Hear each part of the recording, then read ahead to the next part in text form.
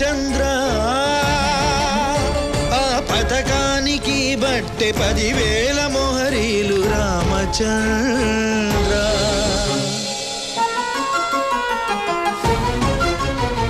సీతమ్మకు చేయిస్తిని చింతాకు పథకము రామచంద్ర ఆ పథకానికి బట్టె 10,000 వరహాలు రామచంద్ర.